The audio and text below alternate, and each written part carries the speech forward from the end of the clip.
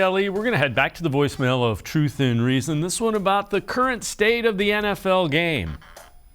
Dave, a topic of discussion I wonder if you could bring up all week with your guest host concerning the NFL. Is the restrictions by the NFL to totally protect the quarterback, the handcuffs they put on the defensive backs, and the lack of going away from the mean, hard-hitting linebackers of the past? I truly believe it has hurt the quality of the game. No, I don't want players to get hurt, but I believe every team needs one or two players to be more aggressive and mean, and they are able to show those emotions without being handcuffed and penalized. I believe it truly rallies the rest of the team and fan base. Also, we need a coach, not like Urban Meyer, who is too much old school, which does not work anymore, but someone like Ryan Day, who is in the middle, a technician, but will put up 50 points against the team up north if possible. I believe that we as the Browns lack that player or coach that lacks the aggressiveness and edge we need for us to get to the next level.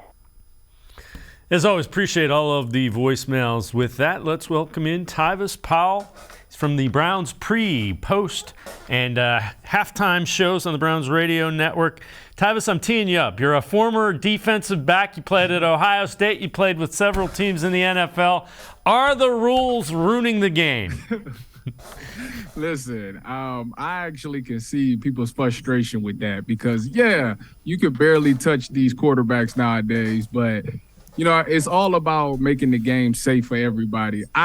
It does slow you down as a defender because sometimes you got to line up your hit and make sure that it's proper because you don't want to get fined or kicked out of the game. So I do get it from that aspect, but it's still ways to make game-breaking hits by doing it safely.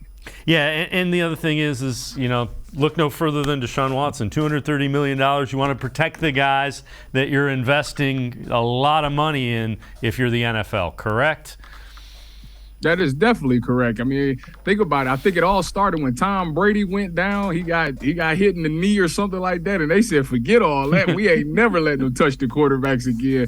So from that aspect, you know, I think it affects those DNs and those pass rushers the most because it's like you want to go in there and get that sack, but you can't flop on them. You got to try to place them down to the ground, and that it gets tricky in that because now he is allowing these quarterbacks to break away.